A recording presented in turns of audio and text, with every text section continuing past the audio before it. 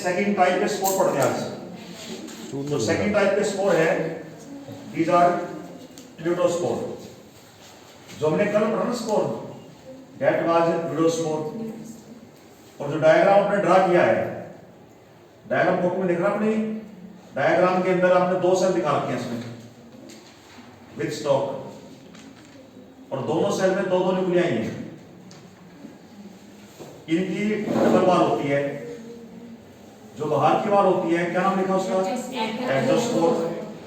और जो वॉल अंदर होती है, इट इज कॉल्ड एंडोस्पोर। ये ध्यान रखना है, एक्सोस्पोर के बीच में गैप रहेगा, ये गैप जर्मपोर कहलाएगा। और जर्मपोर आमतौर पे जो ऊपर वाला सेल होता है उसमें तो होता है एपिकल, और जो सेल नीचे होता है उसमें कहाँ होता है? लेटरल। ठीक है, जर्मपोर एक यहाँ दिखा रखा हमने, एक यहाँ दिखाया। क्लियर? तो देखो नेक्स्ट टाइप का स्पोर देखो, teleutospore. After formation of teleutospore, after formation of teleutospore in late March season,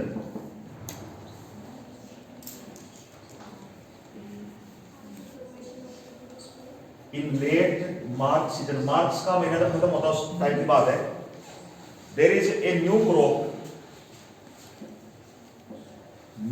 of spore, नए स्पोर्स अराइज करते हैं।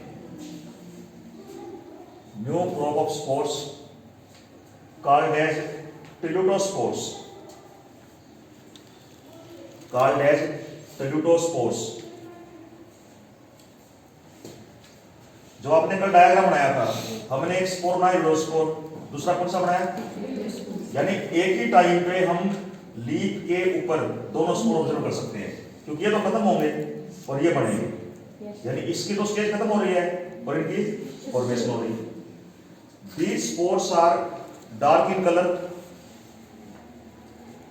These spores are dark in color with two layers.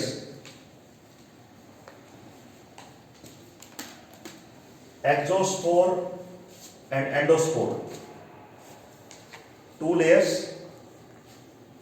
ये दो लेयर बनाई मैंने, exospore and second is endospore. There are germ pores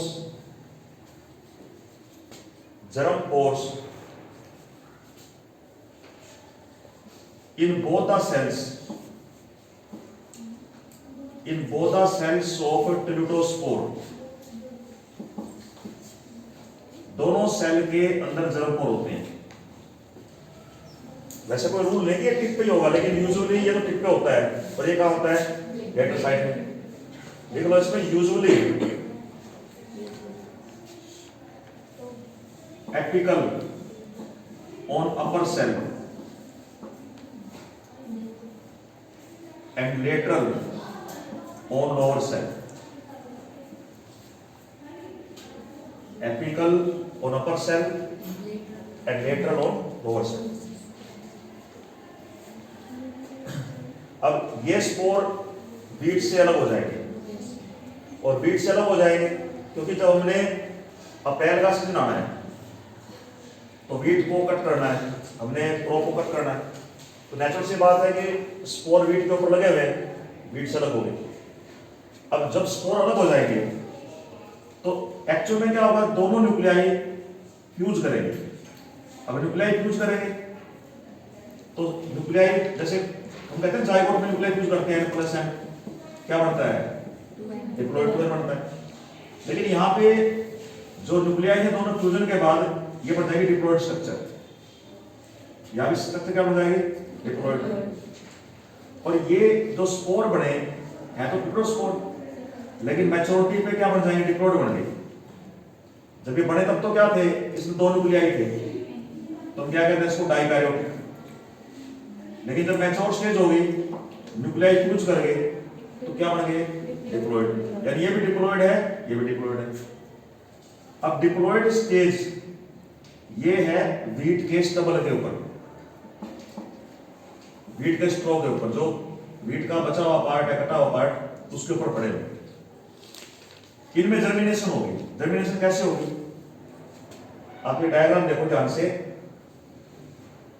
आपके पास ये cell है, ये डिप्लॉयड स्ट्रक्चर होगी, यहां पे जर्म पोर है, जर्म पोर से बनेगा लॉन्ग हाई पे, इसको कहते हैं प्रोबेसिडियम। इसमें होगी मियोसिस। अब 2n में मियोसिस होगी तो कितने स्ट्रक्चर बनेंगे भैया आपके पास? 4 तो बनेंगे, लेकिन चारों क्या होंगे? हैप्लॉइड। तो ये हैप्लॉइड आपके पास न्यूक्लियाई बन गए 4। न्यूक्लियाई होगी separate by 3 septa, 1 septa, second septa, third septa. अब इनके ऊपर निकलती हैं प्रोजेक्शंस, यहां भी नेक्स्ट प्रोजेक्शन इधर, फिर थर्ड प्रोजेक्शन, फिर फोर्थ प्रोजेक्शन। हम कहते हैं प्रोजेक्शन को स्ट्रिगमेटा। और स्ट्रिगमेटा की टिप के ऊपर यहां स्पोर राइज करते हैं, ये स्पोर कहलाएंगे बेसिडियोस्पोर। देखो जो स्टार्टिंग में स्ट्रक्चर बनी है ना, जो ग्रो करेगी वो तो क्या थी? प्रोबेसिडियम। प्रोबेसिडियम में न्यूक्लियस कैसा था स्टार्टिंग में? 2n। इसमें क्या होगी? मियोसिस। न्यूक्लियाई कैसे बन जाएंगे? हैप्लॉइड। कितने बन जाएंगे? 4। ये 4 न्यूक्लियाई बन गए और ये ग्रो करेंगे एज स्टिग्मेटा। ऊपर बनेगा स्पोर, हैप्लॉइड स्पोर। स्पोर का नाम क्या होगा? ठीक है। तो अब आपके पास जो स्ट्रक्चर आपने स्टार्टिंग से ली, जो पहला आपने स्पोर लिया, वो स्पोर क्या था? डाइकैरियोटिक था। ठीक है। जो स्पोर आपने नेक्स्ट लिया ट्यूटोस्पोर, ये भी डाइकैरियोटिक है, लेकिन मैच्योर स्टेज पे क्या बन गया? ये डिप्लॉयड, न्यूक्लियाई फ्यूज कर गए। और जब हमने वीट का स्टबल स्टडी किया तो वीट के स्टबल पे क्या होते हैं? इनकी जर्मिनेशन होती है, यहां से बनती है लॉन्ग ट्यूब। क्या नाम दिया इसको हमने? प्रोबेसिडियम। इसमें होती है मियोसिस। कितने बनते हैं स्पोर? 4। ये 4 स्पोर यहां पे आ गए, ये 4 स्पोर क्या कहलाएंगे? बेसिडियोस्पोर। और बेसिडियोस्पोर इस बेसिडियम से अटैच हैं, किसके हेल्प से? By stigmata. यानी यहां से भी 4 स्पोर बनेंगे, यहां से भी बनेंगे। जितने भी आपके पास मैच्योर क्लेटोस्पोर होंगे उन सब से क्या बनते रहेंगे? बेसिडियोस्पोर। तो हमारी जो नेक्स्ट स्टेज स्पोर की कौन सी है? किसके ऊपर मिलेगी? कैसे बनी स्टेज वो स्टेज बनी इस स्पोर से। इसमें क्या हुआ? मैच्योर स्टेज पे न्यूक्लियाई फ्यूज हो गए और ये क्या बन गया? 2n। फिर जर्मिनेशन होगी, क्या बन गया इससे? Probasidium. Sometime we also use word phragmobasidium. मैं इतना डीपली नहीं करा रहा क्योंकि इतना ना तो कुछ सुनाना आपका, ना इसकी जरूरत आपको।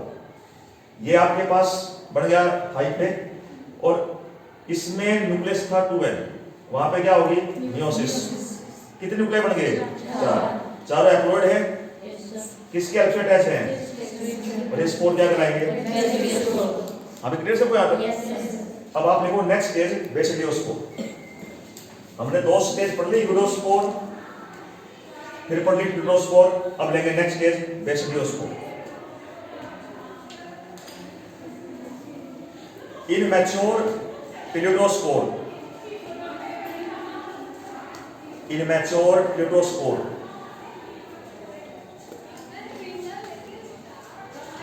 which are black in color। अरे इस गेट को पोजीशन कर दे, गेट बंद करने का उड़ा दो। which are black in color,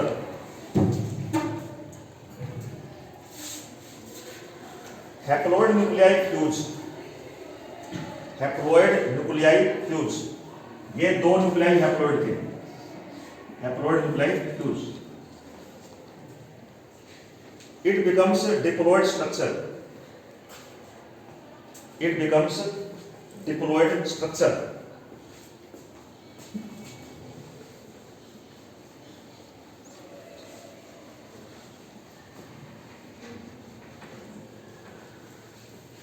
when wheat crop is harvested,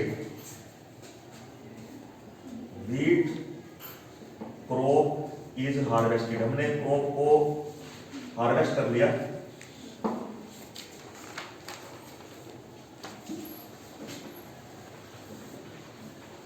on wheat stubble,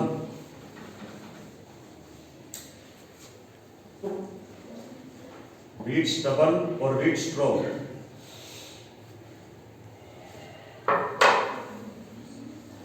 Each ऊपर लिखा है each Tulutospore germinates.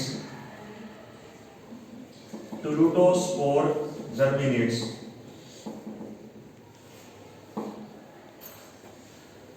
अब यहाँ पे डायग्राम में ड्रा किया ना इसका? Yes, sir. There is formation of long filament.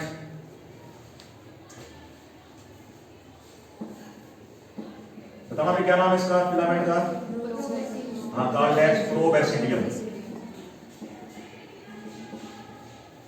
प्रोबैसिडियम.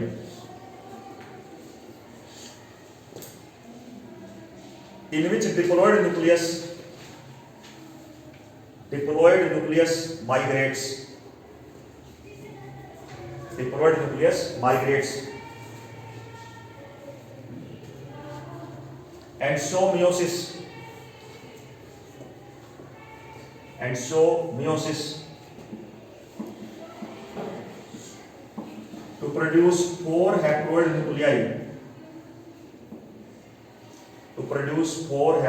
nuclei.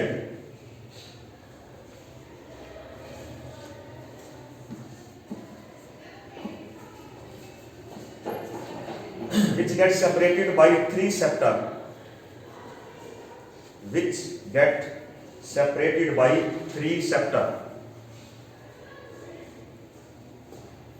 And these nuclei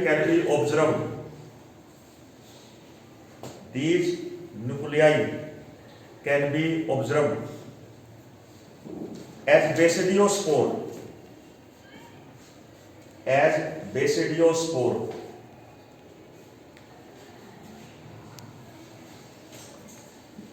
Attached by help of stigmata.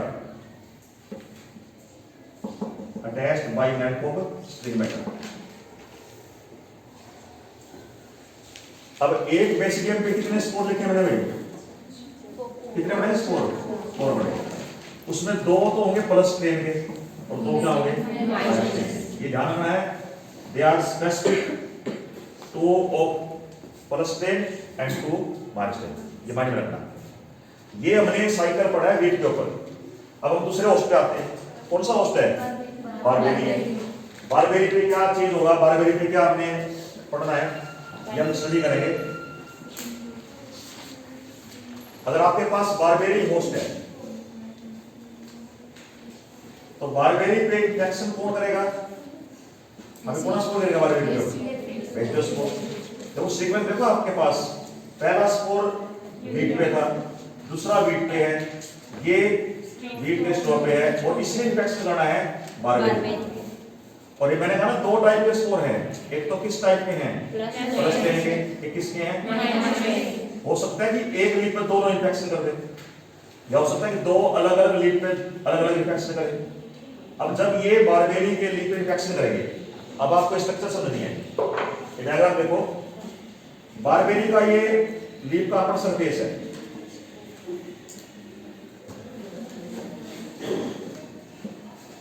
इस सरफेस के ऊपर हमने पोर दिखा दिया और यहां बनती है स्ट्रक्चर फ्लास्क शेप. सो ढंग से ड्रा करना डायग्राम को. This is a flask shape structure. ये हम बारबेरी के लीफ में दिखा रहे हैं. और इस फ्लास्क शेप स्ट्रक्चर में आपको 3 तरह के हाइफे दिखाने हैं. देखिए 3 तरह के हाइफे कौन से दिखाओगे आप? एक तो हाइफे मैं दिखा रहा हूं जो सिंगल सेल के हैं. सेल एक ही है इसके अंदर. ये स्मॉल साइज के होते हैं.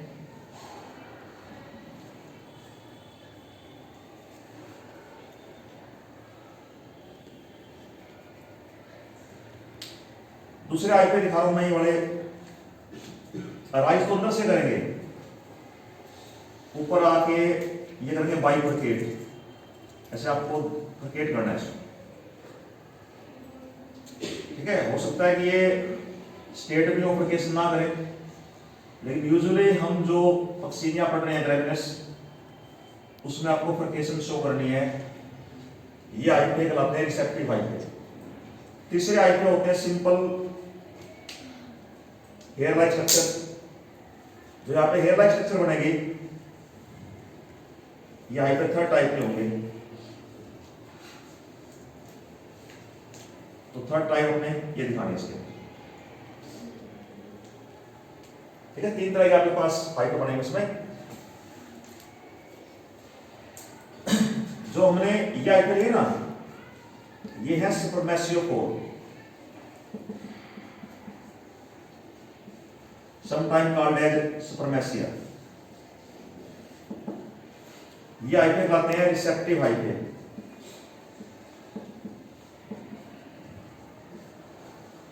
ये आईपीए कहलाते हैं पैराफाइसिस।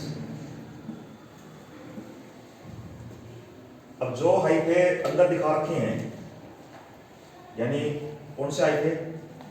सुपरमेसियोपोर, इससे बनते हैं ये स्पोर बना दी मैंने।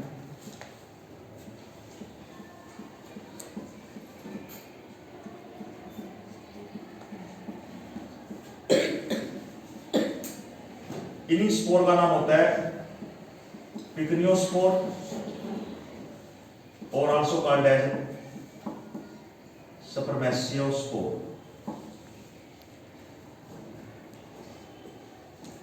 ये स्टेज किसके ऊपर देख रहे हैं हम? बारबेरी के लीफ के अपर सरफेस पे। बारबेरी के लीफ पे इन्फेक्शन किया बेसियोस्पोर ने। अब बेसियोस्पोर भी दो टाइप के थे, प्लस टाइप या माइनस टाइप के। ये मान लिया कि आपने इस पे अटैक किया प्लस टाइप के बेसियोस्पोर ने। जब इसमें इन्फेक्शन होगा लीफ के ऊपर, तो एक स्ट्रक्चर बनेगी फ्लास्क शेप। जो स्ट्रक्चर फ्लास्क शेप है, इसका नाम है पिक्निडिया। इसमें स्पोर बनेंगे, वो स्पोर क्या कहलाएंगे? पिक्नियोस्पोर कहलाएंगे। उसमें तीन तरह के आप देखते हो आईपीए। एक तो आईपीए क्या देखते हो? दूसरे क्या देखते हो आप? Receptive IPA. फिर क्या देखते हो? पैराफाइसिस। ठीक है। अब आप एक ये मान के चलो कि प्लस टाइप का था, और दूसरा आईपीए, दूसरा जो पिक्निया बनाओगे आप, वो माइनस टाइप का। यानी आपने क्या मान लिया इसको? प्लस टाइप का। दूसरा क्या मान लिया? Minus type. वहां भी ऐसे ही पिक्निया बनेगा, भाई स्ट्रक्चर बनेंगे वहां भी। और जो यहां बनेगा ना पिक्निडिया इस तरफ, उसका रिसेप्टिव आईपीए ये है वहां। इस लास्ट शेप स्ट्रक्चर का ये मान लिया कि आपने ये रिसेप्टिव आईपीए, देखो शेप स्ट्रक्चर मान लिया हमने यहां। इधर प्लस के इन्फेक्शन से लिया स्ट्रक्चर हमने, इधर माइनस वाला ले लिया, दो अलग स्ट्रेन है। अब जो ये स्पर्मेसिया था, दिस वन, ये कांटेक्ट में आएगा इसके। इसमें न्यूक्लियस कैसा है? हैप्लोइड है, डिप्लोइड है? बेसियोस्पोर में हैप्लोइड है। इसमें हैप्लोइड न्यूक्लियस है। हैप्लोइड न्यूक्लियस ये फ्यूज करेगा इसके साथ, तो N+N बन जाएगा। जोड़ दोगे आप उसको, दो न्यूक्लियाई बन गए। N+N स्ट्रक्चर क्या बन जाएगी? डाइकैरियोटिक।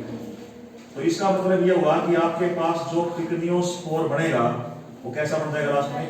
डाइकैरियोटिक। यानी एक बेसियोस्पोर जो जर्मिनेट कर रहा है, पिक्निडिया बना रहा है, प्लस टाइप का है। दूसरा जो करता जर्मिनेशन, बढ़ता पिक्निडिया, माइनस टाइप का है। यहां से निकलने वाला structure spermatia, that is acting as sperm, वो कांटेक्ट में आता है रिसेप्टिव आईपीए। दोनों के न्यूक्लियाई फ्यूज करते हैं, सॉरी, दोनों का कंटेंट फ्यूज करता है। फ्यूजन सिर्फ होता है साइटोप्लाज्म का। अब न्यूक्लियस फ्यूज नहीं करेंगे, न्यूक्लियस तो ऐसे रहेंगे दोनों, क्या कहते हैं इसको? डाइकैरियोटिक। ये स्टेज है बारबेरी के ऊपर, और ये कहलाएगी पिक्नियोस्पोर फॉर्मेशन। तो बारबेरी के अपर सरफेस पर क्या ऑब्जर्व करते हैं? पिक्नियोस्पोर्स को। ये पिक्नियोस्पोर। हाँ भाई, सबको क्लियर है? दोबारा देखो, माइंड में रिकॉल करो, बेसियोस्पोर कहां से आया? कहां से आए? वीट के स्ट्रो से आया। वीट के स्ट्रो से आया। इन्फेक्शन किस पे हुआ? बारबेरी पे हुआ। बोलो मत पीछे भाई। बारबेरी इन्फेक्शन हुआ ना, ये बारबेरी के लीफ पे गिरते हैं अपर सरफेस पे। एक प्लस टाइप का है तो उससे बढ़ता प्लस टाइप का पिक्निडिया, एक माइनस टाइप का है तो बढ़ता माइनस टाइप का। वो फ्लास्क शेप स्ट्रक्चर में तीन तरह के आईपीए बढ़ गए। एक टाइप ये होगी, सेकंड टाइप ये होगी, थर्ड टाइप ये होगी। तो यहां से बनते हैं स्पर्मेशिया जो मूव करते हैं टुवर्ड माइनस टाइप। यहां फ्यूजन होता है, फ्यूजन किसका होता है सिर्फ, अल्टीमेट क्या बन जाए, डाइकैरियोटिक। तो डाइकैरियोटिक स्ट्रक्चर हम ऑब्जर्व करते हैं ऑन अपर सरफेस। ये आपके पास स्टेज कौन सी रहेगी, अप टू पिक्नियोस्पोर। है क्लियर सबको यहां तक? देखो इसके बारे में you write third stage पिक्नियोस्पोर।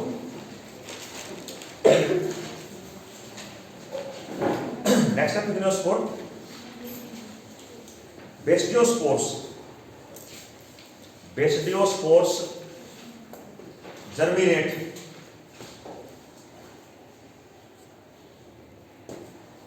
on upper surface of barberry leaf,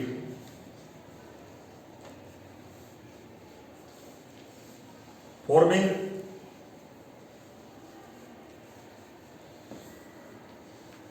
flask-shaped pycnidia,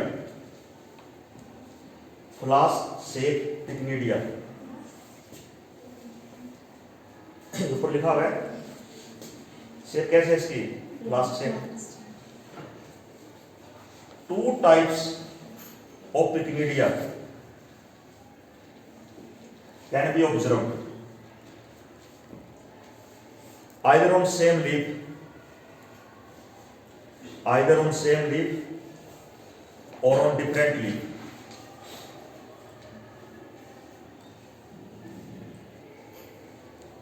Each pycnidia has 3 types of hyphae. Each pycnidia has 3 types of hyphae. Single cell spermatophore। Diagram में clear है सबको? Single cell spermatophore which produce group of spore।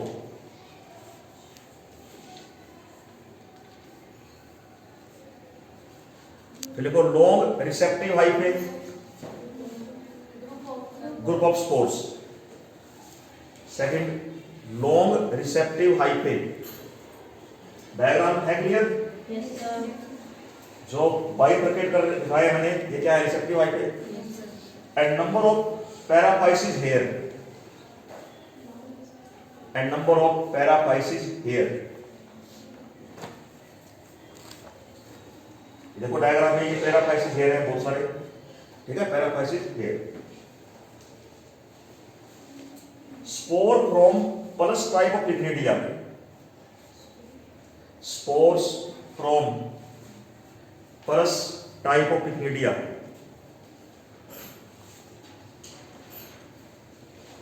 come in contact with receptive hyphae of negative type, with receptive hyphae of negative type। There is plasmogamy। What is plasmogamy? Fusion of cytoplasm। There is plasmogamy and result in formation of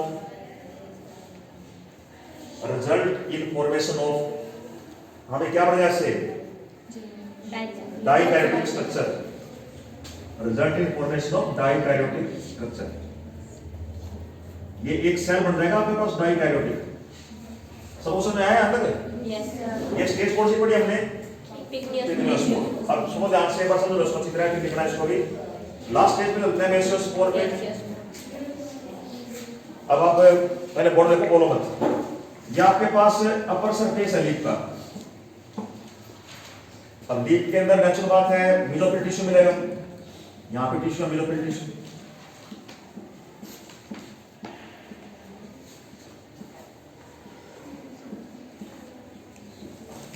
ये structure जो बनी ना आपके पास dikaryotic, ये leaf के upper surface से lower surface की तरफ आती रहेगी। लेकिन डाइकैरियोटिक स्ट्रक्चर मूव करेगी from upper surface to lower surface. ऐसा भी नहीं कि सिर्फ लोअर सरफेस पे आएगी, ये पूरे के पूरे लीफ में स्प्रेड भी हो जाएगी।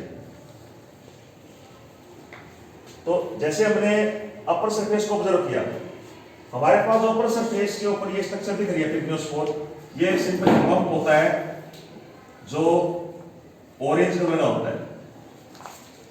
लेकिन जब ये इंफेक्शन करेंगे लोअर सरफेस पे जाएंगे तो लोअर सरफेस ऑफ लीफ के ऊपर यहाँ पे इस जगह पे यहाँ पे कप से स्ट्रक्चर बन जाएगी। जो ये कप से स्ट्रक्चर बनेगी ये कहलाएगी एसिडिया।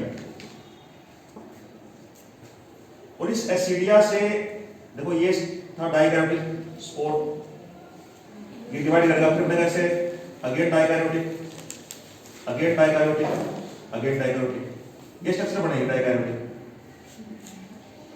इनको जोड़ने के लिए बीच में स्ट्राइप टिश्यू होता है जिसके एप्सिलम होते हैं, इसका नाम क्या होता है? डिसजंक्टर।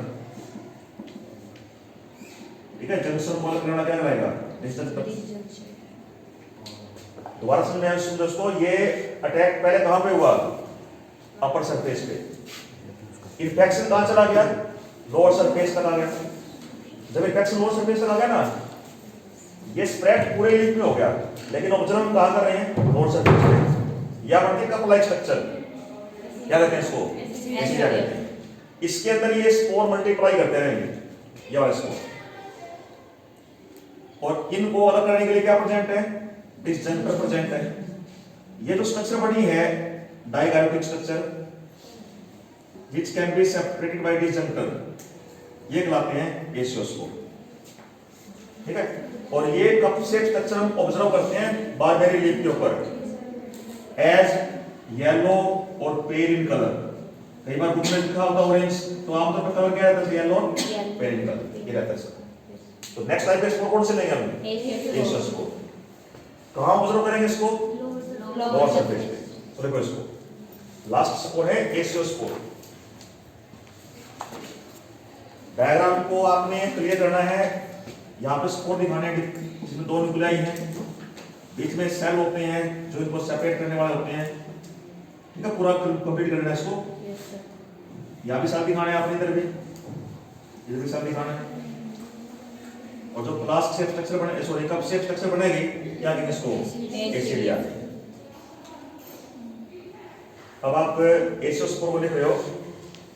From upper surface of leaf, from upper surface of leaf,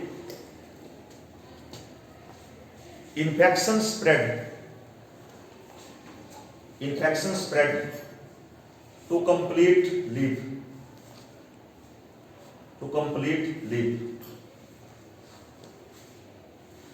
and on lower surface cup shape एसिडिया can be observed. Cup shape एसिडिया can be observed, in which binucleated aeciospore, ये स्पोर दिखा रखे हैं binucleated aeciospore are developed. Binucleated एसियोस्पोर्स are developed. These spores can be separated by disjunctor. मैंने disjunction लिखा ना, ये तो joint लिखा है इसमें, जो इसको अलग करता है that is called as disjunctor. Can be separated by disjunctor. And spores are spread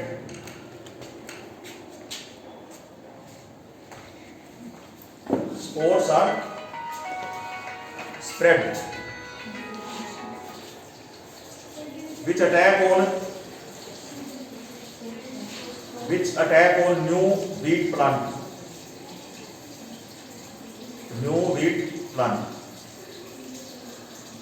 इसको कर दे इसको।